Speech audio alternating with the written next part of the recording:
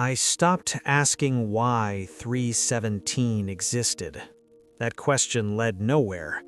Instead, I started asking when it was first noticed. Patterns don't appear suddenly. They surface. They leave traces long before anyone realizes they're connected. And once you know what to look for, the past starts rearranging itself. I began with archives, old newspapers, scanned microfilm, digitized local bulletins from towns that barely exist anymore. At first, nothing matched directly, no mention of the hour, no shared language. But the descriptions were familiar. People reporting unexplained awakenings, night disturbances without physical cause, a recurring sense of being observed, not threatened, just acknowledged. The oldest record I found wasn't dramatic. That's what made it worse. A short column from decades ago. No headline, no byline, just a paragraph describing residents of a small town complaining about insomnia. The article mentioned a local doctor who noticed something strange. Most patients reported waking at the same minute every night. The minute wasn't printed, but the margin beside the article had a handwritten note, barely visible in the scan. 317. I felt the pressure behind my eyes immediately. Not fear, recognition. That was when I understood something important. The hour didn't originate in one place. It emerged wherever people were willing to notice it, and some of them never stopped. The deeper I went, the less official everything became. Public archives ended quickly, as if the subject had learned how to avoid permanence. What remained were fragments, copies of copies, scanned pages with missing sections, notes preserved only because no one thought they mattered. I started finding references in places that weren't meant to be searched. Medical journals with neutral language, church records disguised as pastoral concerns, personal letters digitized by accident, uploaded without context. The language changed depending on the era, but the experience didn't. People wrote about shared wakefulness, about a feeling that night itself had structure, about a specific moment when silence became deliberate. One report stood out. A hospital intake form from years ago, filed under sleep disorders.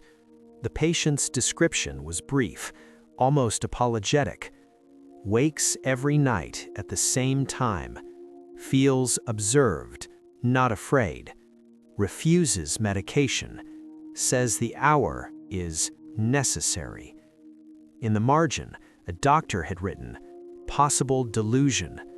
Below that, in different ink, patient calm, cooperative, requests to be discharged before the next window. I checked the discharge time, 3:16 a.m. That was the first time I felt the pattern react to my research. The pressure behind my eyes sharpened. Not pain, resistance, like I had stepped too close to something that preferred to remain unreferenced. I noticed gaps after that, entire years with no mentions at all, as if someone had swept the record clean, not thoroughly, but deliberately enough to discourage curiosity. And then I found the document that shouldn't have existed. No letterhead, no signature, just a typewritten page stored inside a folder labeled Miscellaneous. The title was simple: Temporal Alignment Report, Preliminary. It described the hour not as an anomaly, but as a filter, a way of identifying individuals capable of sustained attention without panic. The report suggested that fear disrupted the process, while calm accelerated it. One line was underlined twice. Participants who acknowledge the hour show increased compliance over time. At the bottom of the page, someone had handwritten a note. We are not observing it. It is observing us. I closed the file and sat back, suddenly aware of how quiet the room had become. That was when I realized something else. The people who tried to erase the pattern hadn't failed because they were careless. They failed because they were already part of it. The names began to repeat once I stopped looking for the hour and started tracking behavior. Different cities, different decades, same descriptions, same outcomes. People who became quieter over time, more precise, less reactive, as if something had simplified them. One name appeared more often than the others, not as a subject, but as a signature, sometimes as a reviewer, sometimes as a consultant, always peripheral, always forgettable. Thomas Hale. Not the man who lived in the house. Another one. Same name, different birth year, different handwriting, same pattern of involvement. He never wrote about the hour directly. He annotated reports, corrected language, reframed conclusions. Where others wrote disturbance, he replaced it with adjustment. Where others wrote fear, he wrote resistance. And where others wrote unknown cause, he wrote misalignment. It wasn't coincidence, it was inheritance. I traced the name backward, older records, paper trails that bent but didn't break. Each Thomas Hale appeared briefly, contributed quietly, then vanished from the documentation. No deaths recorded, no closures, just absence. That's when I noticed the mistake repeating across decades. Every group that studied the hour tried to isolate it. They treated it like an event, but it wasn't an event. It was a process, and processes don't end, they converge. The most recent file I found wasn't old at all, less than 2 years, buried deep in a repository that updated itself automatically. No human oversight, just data persistence. The file name was a timestamp, 0317_sync.log. Inside were entries I recognized immediately: locations, usernames, partial IPs, fragmented but enough to form a shape. The last line hadn't been archived yet. It was still active, awaiting additional alignment. I checked the system clock, 3:12 a.m. That was when I understood the investigation had caught up to me. The pattern wasn't historical anymore. It was current. It was counting. And I wasn't reading the record. I was inside it.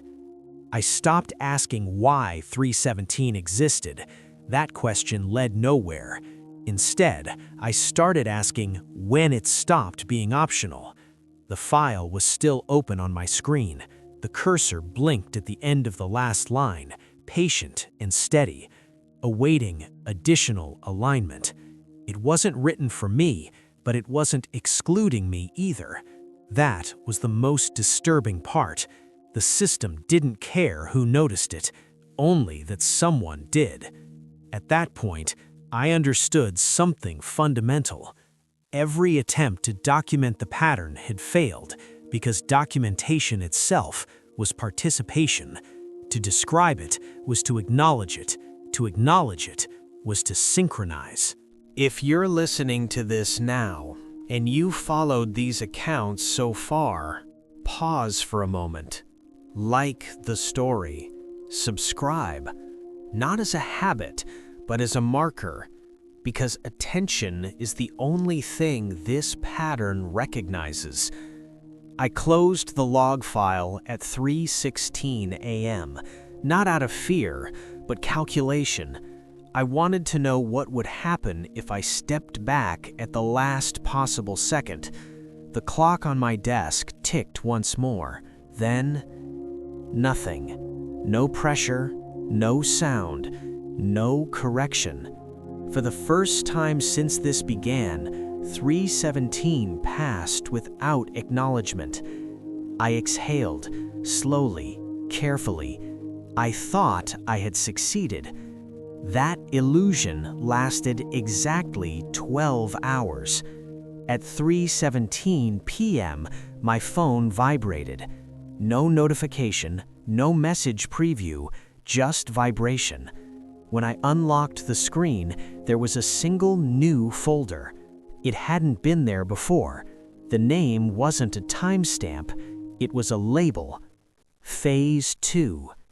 Inside were dozens of entries already populated, locations updating in real time, names I didn't recognize, some I did, and one file highlighted differently from the rest. Observer reassigned. That's when I realized the pattern wasn't reacting to resistance, it was adapting to compliance, and whatever Phase 2 was, it no longer needed to be noticed.